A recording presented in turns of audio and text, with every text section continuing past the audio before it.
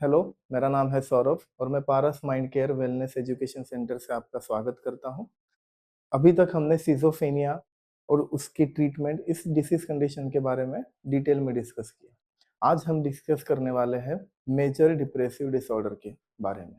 हर किसी की लाइफ में दुःख होता है, हर कोई इंसान सैड होता है, हर कोई इंसान कभी-कभी डीमोटिवेटेड फील करता है। कोई मुझे छोड़कर चला गया, ठीक है? या मेरे मन जैसा कुछ हो नहीं रहा है। इस चीज़ को हम क्या कहते हैं कि यार मैं ना थोड़ा डिप्रेस फ़ील कर रहा हूँ, यार मुझे ना डिप्रेशन हो गया है। ऐसा कहते हैं ना हम हर दफ़ा। जैसे कि आपने ना मोबाइल चार्ज किया आपका, सुबह मोबाइल चार्ज किया, आप जॉब पर गए, जॉब से घर लौटकर शाम हो गई, तो शाम को आपका मोबाइल फुल चार्ज रहेगा क्या? नहीं रहेगा। क्या हो जाएगा मोबाइल डाउन हो जाएगा और मोबाइल की बैटरी अगर डाउन हो गई तो वो फुल्ली वर्क कर पाएगा, 2 घंटा, 4 घंटा, 5 घंटा वर्क कर पाएगा? नहीं कर पाएगा। आपको क्या करना पड़ेगा? मोबाइल चार्ज करना होगा। हमारे माइंड का भी ऐसे ही है। ऐसा समझिए कि आपका ब्रेन या आपका माइंड क्या है? एक मोबाइल फ़ोन है, जो चार्ज हो रहा है, डिस्चार्ज हो रहा है, चार्ज हो रहा है, डिस्चार्ज हो रहा है। लेकिन ये जो मेजर डिप्रेसिव डिसऑर्डर है, इसमें जो आपका मोबाइल है वो डिस्चार्ज है, आप कितना भी चार्ज करो वो चार्ज ही नहीं हो रहा और वो चार्ज नहीं होगा तो आप काम कर पाओगे? नहीं कर पाओगे। इसीलिए कंटिन्यूअसली आप क्या फ़ील करते हो? सैडनेस फ़ील करते हो, दुःख फ़ील करते हो। कंटिन्यूअसली आप इनसोम्निया में रहते हो, मतलब आपको नींद नहीं आती, आप सोचते रहते हो, ओवरथिंक करते हो। कंटिन्यूअसली आप फीलिंग लो रहते हैं आपके, आपका इंटरेस्ट लो रहता है, मोटिवेशन लो रहता है क्योंकि आपका चार्जिंग ही नहीं है। तो इस कंडीशन को हम कहते हैं मेजर डिप्रेसिव डिसऑर्डर। इस डिसऑर्डर में क्या होता है कि आप परसिस्टेंटली सैड फील करते हो। सिर्फ सैड फील करते हो क्या? तो नहीं, इंटरेस्ट आपका लो रहता है। कोई भी चीज़ अगर आप दुखी हो और मैंने कहा कि ये काम कर ले, कर पाओगे आप काम? नहीं कर पाओगे। आपका इंटरेस्ट ही लो हो जाता है।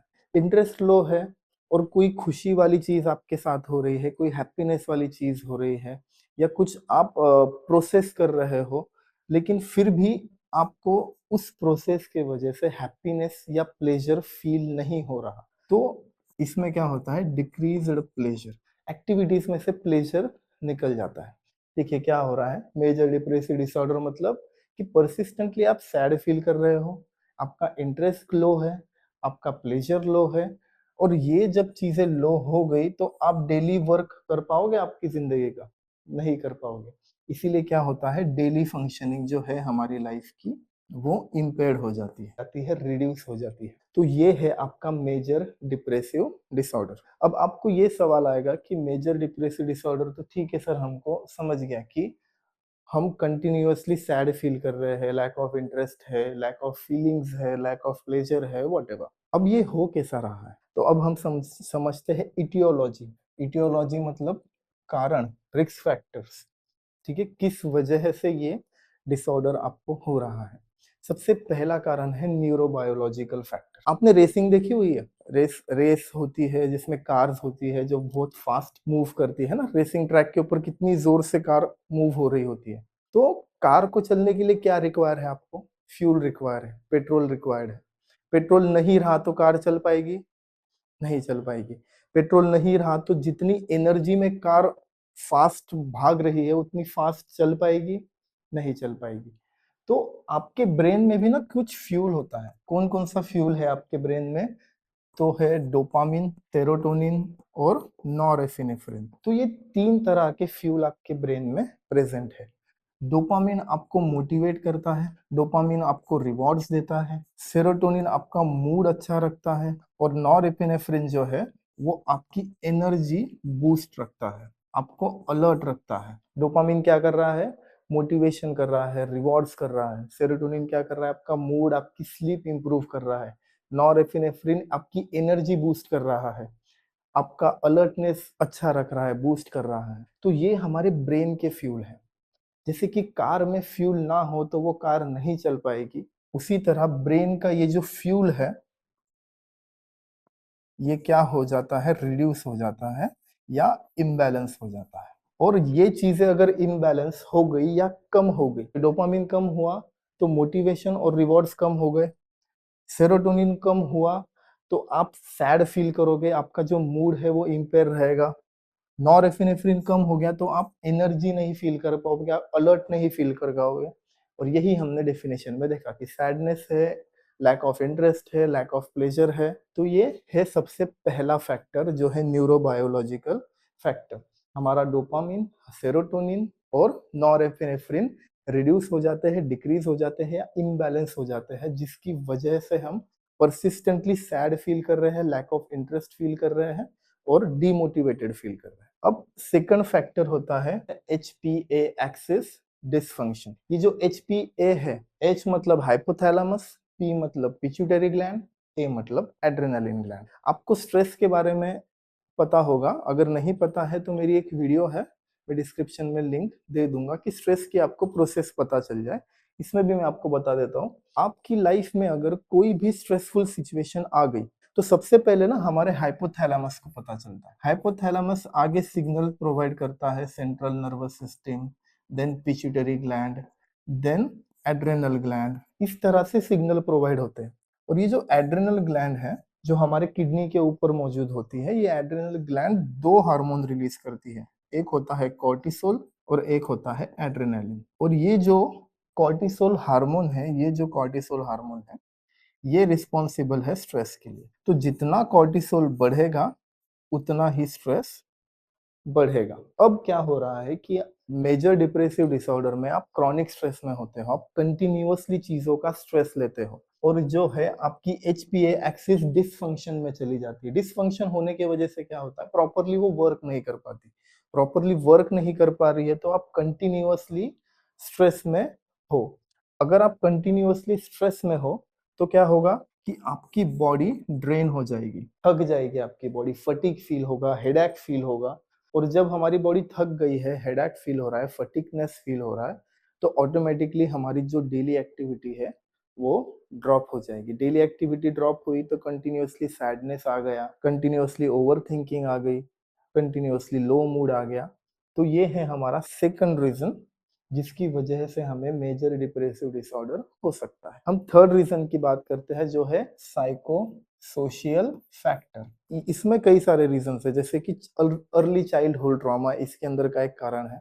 मतलब बचपन में अगर माँ बाप का डिवोर्स हो गया हो, बचपन में अगर बच्चे ने कई सारी ट्रॉमेटिक इवेंट्स फेस किए हो, बचपन में बच्चे को अगर सेक्सुअली अब्यूज किया है, या बचपन में टीचर से मार पड़ी है, पेरेंट्स से मार पड़ी है, बुली हुआ है, वॉट कई सारे रीजन है, तो वो हो गया अर्ली चाइल्डहुड ट्रॉमा बच्चे का। तो इसके वजह से भी मेजर डिप्रेसिव डिसऑर्डर आगे जाकर हो सकता है।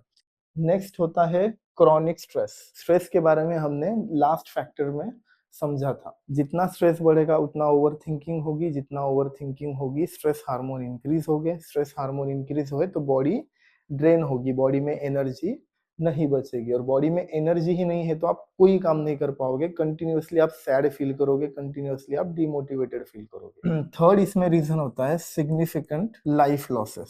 सिग्निफिकेंट लाइफ लॉस मतलब कि मेरी लाइफ से ना जो चीज मुझे बहुत प्यारी है, जो चीज मैं चाहता हूँ कि मुझे छोड़ के ना जाए, वो चीज चली जाए, उसे हम कहते हैं सिग्निफिकेंट लाइफ लॉस। जैसे कि मैं चाहता हूँ कि मेरी बीवी मुझे छोड़ के ना जाए, लेकिन उसने किसी और के लिए मुझसे डिवोर्स ले लिया, ब्रेकअप्स हो गए, है ना, ब्रेकअप्स होते हैं ना आजकल, देखो लड़कों के लड़कियों के ब्रेकअप्स हुए तो फौरन डिप्रेशन में चल जाते कि नहीं नहीं मैं तो अभी डिप्रेशन में हूँ, है ना। उसके बाद में मैं चाहता हूँ कि ये दुनिया में ना सिर्फ मेरे माँ बाप है जो मुझे सपोर्ट कर रहे हैं, इस दुनिया में ना सिर्फ यही है जो मुझे समझ पा रहे हो, और उनकी डेथ हो जाए तो सिग्निफिकेंट लाइफ लॉस है। जिस वजह से आपका घर चल रहा है, आपकी जॉब हो, आपका बिजनेस हो, वो चला जाए, वो लॉस हो जाए, ये सिग्निफिकेंट लाइफ लॉस है। तो इस तरह के लॉसेस जब आपके जीवन में आते हैं तो इस वजह से भी क्या हो रहा है, डिप्रेशन हो रहा है, और वो आगे जाके कन्वर्ट होता है मेजर डिप्रेसिव डिसऑर्डर में। उसके बाद में एक रीजन है जेनेटिक्स। तो जेनेटिक्स इस तरह की, अगर मुझे है तो मेरे बच्चों को हो सकता है, चांसेस है कि हो सकता है, अगर मुझे मेजर डिप्रेसिव डिसऑर्डर है तो मेरे बच्चों को हो सकता है, अगर मेरे फादर को है, मदर को है तो मुझे हो सकता है। तो इस तरह से भी ये ट्रैवल करता है। तो अब तक हमने क्या समझा कि मेजर डिप्रेसिव डिसऑर्डर क्या होता है, वो किस वजह से होता है, लेकिन इसके सिम्टम्स क्या है, हमें कैसे पता चलेगा कि इसे डिप्रेशन है। ठीक है, तो इसके कुछ सिम्टम्स होते हैं। इन सिम्टम्स को याद रखने के लिए ना एक स्पेशल हम कहते हैं निमोनिक्स है, या एक शॉर्ट फॉर्म में भी आप याद रख सकते हो, जिसे हम कहते हैं सीज कैप। सीज कैप्स आपने याद रखा तो आपको इसके सारे सिम्टम्स याद रह जाएंगे। चलिए हम समझते हैं। सबसे पहला सीज कैप में आता है एस। एस मतलब होता है स्लीप डिस्टरबेंस। एस मतलब क्या होता है, स्लीप डिस्टरबेंस। अभी आपको किसी भी तरह का स्लीप डिस्टरबेंस हो सकता है, इंसोम्निया हो सकता है, नींद ना आना हो सकता है, ठीक है, या आपकी नींद इतनी कच्ची है कि आप 1 घंटा 2 घंटे में आपकी नींद खुल जा रही है, तो ये सबसे पहला सिम्टम है। एस मतलब क्या, स्लीप डिस्टरबेंस। आई का मतलब होता है इंटरेस्ट। इंटरेस्ट रहेगा क्या चीजों में, नहीं रहेगा। हमने पहले समझा था ना कि इंटरेस्ट नहीं रहता कोई चीजों में, तो इंटरेस्ट क्या रहेगा, डिक्रीज रहेगा, रिड्यूस रहेगा। कोई भी चीज करने में हमें कोई भी दिलचस्पी नहीं होगी। जी का मतलब होता है गिल्ट। गिल्ट मतलब हम खुद को ब्लेम करते हैं, ठीक है, सेल्फ ब्लेम जिसे हम कहते हैं, कि मैं खुद को ब्लेम करूंगा कि मेरे वजह से ये चीजें हो रही है, मेरे वजह से सब हो रहा है, मेरे वजह से मेरा ब्रेकअप हो गया, मेरी वाइफ मुझे छोड़ के चली गई, मेरे पेरेंट्स मुझे छोड़ के चले गए, मेरी जॉब चली गई, शायद मैंने ये ऐसा, ये क्या हो रहा है, हम खुद को ब्लेम कर रहे हैं, हम गिल्ट में जा रहे हैं। तो जी का मतलब होता है गिल्ट। अब नेक्स्ट है ई। ई मतलब एनर्जी। अब जैसे कि हमने इटियोलॉजी समझी, जैसे कि हमने डेफिनेशन समझी, एनर्जी क्या रहेगी, हाई रहेगी या लो रहेगी इसमें, ऑब्वियसली लो रहेगी। तो एनर्जी क्या हो जाएगी, लो। नेक्स्ट आता है सी। सी सी का मतलब होता है कॉन्सेंट्रेशन। कॉन्सेंट्रेशन क्या रहेगा, लो रहेगा। आप अगर सैडनेस फील कर रहे हो, आपके अंदर एनर्जी नहीं है, आप कोई काम ढंग से कर ही नहीं पा रहे हो, तो कॉन्सेंट्रेशन कैसा रहेगा, है ना। कॉन्सेंट्रेशन भी क्या रहेगा, लो रहेगा। देन होता है appetite change. Change, appetite changes मतलब आपकी खाना बदल जाएगा। खाना बदल जाएगा मतलब एक तो आप बहुत ज्यादा खाओगे, आपका वेट गेन हो जाएगा, एक तो आप खाओगे ही नहीं, आपका वेट लॉस हो जाएगा। तो इसे कहते हैं हम एपेटाइट चेंजेस। नेक्स्ट जो है पी।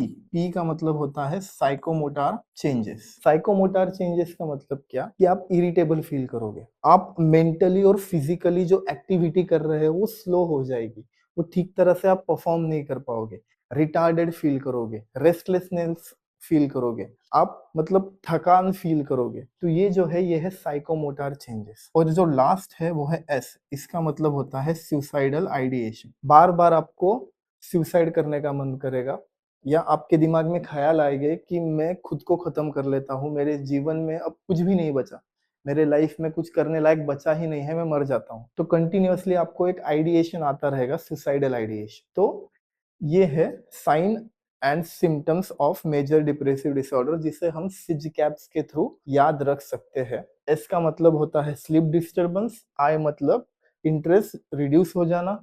जी मतलब गिल्ट, खुद को गिल्ट में डालना, सेल्फ ब्लेम करना। ई का मतलब होता है एनर्जी लॉस। सी का मतलब होता है कंसंट्रेशन रिड्यूस हो जाना, अटेंशन नहीं कर पाना किसी चीजों पर, फोकस नहीं रहना। ए का मतलब एपेटाइट चेंजेस, एक तो आपका वेट गेन होगा, एक तो वेट लॉस होगा। पी मतलब साइकोमोटर चेंजेस, आपकी डेली एक्टिविटी चाहे मेंटली हो फिजिकली हो वो ड्रॉप हो जाएगी, रेस्टलेसनेस फील होगा। और एस का मतलब है सुसाइडल आइडिएशन, बार बार बार बार मरने के ख्याल आएंगे और खुद का जीवन, खुद की लाइफ खत्म करने की सोच बार बार आएगी। सो ये था हमारा आज का लेक्चर, जिसमें हमने समझा कि मेजर डिप्रेसिव डिसऑर्डर क्या होता है, किस वजह से होता है, और उसमें हमें क्या क्या सिम्टम्स नजर आते हैं।